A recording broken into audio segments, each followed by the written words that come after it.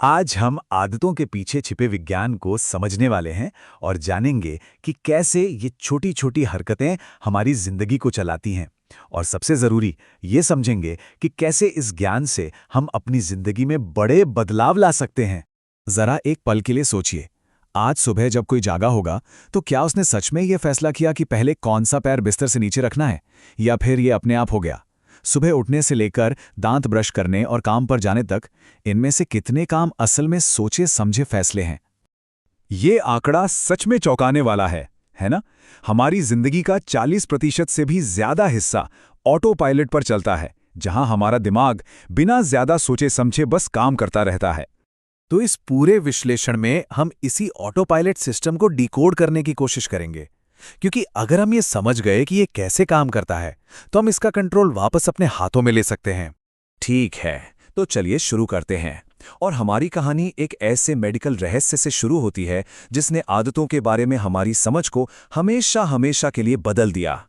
सवाल ये है कि क्या कोई बिना याददाश्त के भी कुछ सीख सकता है? ये सवाल यूजीन पॉली के केस के बिल्कुल केंद्र में है। एक ऐसा इंसान जिसकी नई यादें बनाने की ताकत एक वायरस ने छीन ली थी। मतलब आप सोचिए, यूजीन का दिमाग मानो समय में ही जम गया था। वो हर कुछ मिनटों में अपनी याददाश्त खो देते थे। वो अपने पोते पोतियों को नहीं पहचानते थे और हर रोज उन्हें यह भी याद नहीं रहता था कि उनके घर में किचन कहाँ है। लेकिन यहां एक बहुत ही हैरान करने वाली बात सामने आई। अपनी याददाश्त पूरी तरह खोने के बावजूद यूजीन का व्यवहार बदल रहा था। वो अपने घर के आसपास टहलने का रास्ता सीख गए थे, पर उन्हें यह बिल्कुल याद नहीं था कि उन्होंने ये कैसे सीखा। और यहीं से हमें दिमाग के एक बहुत ही, कह सकते हैं, पुराने और ज़रूरी हिस्से के बारे में पता चलता है। Basal ganglia. ये दिमाग का वो हिस्सा है जहां आदतें बनती हैं और स्टोर होती हैं। ये हिस्सा याददाश्त और तर्क वितर्क से बिल्कुल अलग काम करता है, और यही वजह थी कि यूजीन नई यादें ना बना पाने के बावजूद नई आदतें बना पा रहे थे। तो यूजीन के केस से हमें ये तो पता चल गया है कि आदतें कहीं और बनती हैं, पर वो बनती कैसे हैं? चलिए अब उस फॉर्मूले को समझते हैं जो हमारी सभी आदतों को कंट्रोल करता है, चाहे वो अच्छी हो या बुरी। MIT के रिसर्चर्स ने पाया कि हर आदत के दिल में एक बहुत ही सरल लेकिन शक्तिशाली पैटर्न होता है। इसे वो कहते हैं हैबिट लूप या आदत का चक्र। देखिए, ये हैबिट लूप 3 हिस्सों में काम करता है। सबसे पहले है क्यू, यानी संकेत। ये एक ट्रिगर है, जैसे फोन पर आया कोई नोटिफिकेशन। दूसरा है रूटीन, यानी वो काम जो संकेत मिलने पर किया जाता है, जैसे फोन उठाकर ऐप खोलना।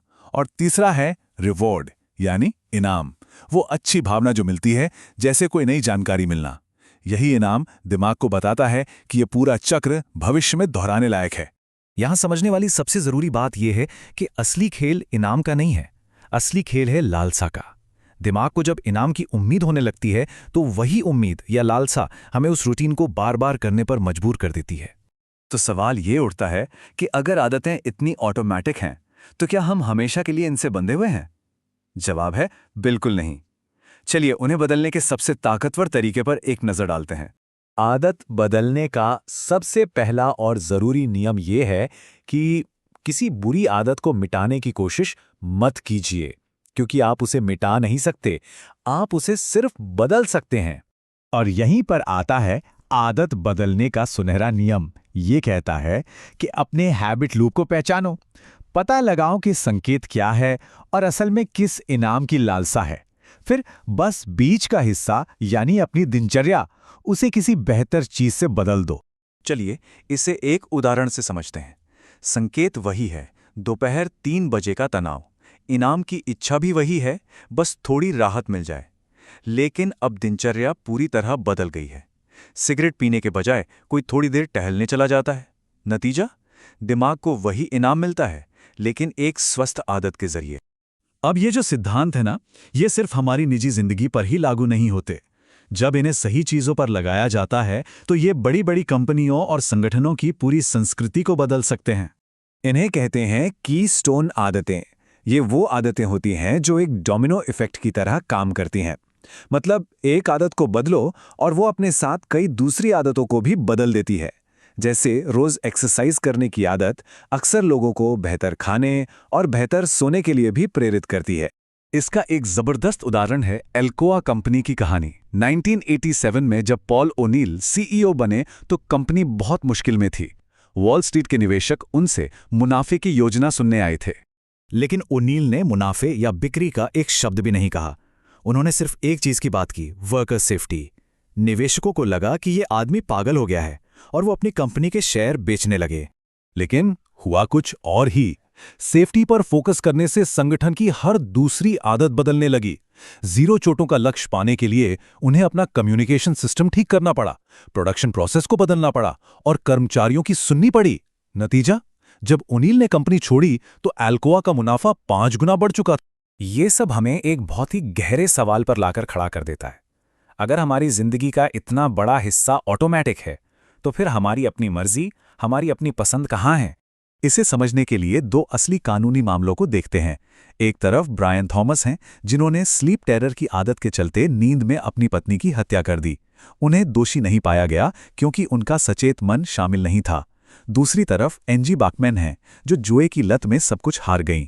उन्हें अपने कर्ज के लिए जिम्मेदार ठहराया गया क्योंकि अदालत का मानना था कि वो अपनी आदत के बारे में जानती थीं और उसे बदलने के लिए कदम उठा सकती थी। विज्ञान हमें यह दिखाता है कि आदतें कितनी भी मजबूत क्यों ना हो, उन्हें बदला जा सकता है। लेकिन उस बदलाव का जो पहला कदम है ना, वो हमेशा एक सचेत, एक सोचा समझा चुनाव होता है। ये विश्वास कि बदलाव मुमकिन है और फिर उस बदलाव को शुरू करने का फैसला। आदतें बहुत ताकतवर हो सकती हैं, लेकिन चुनाव की ताकत हमेशा हमारे हाथ में होती है।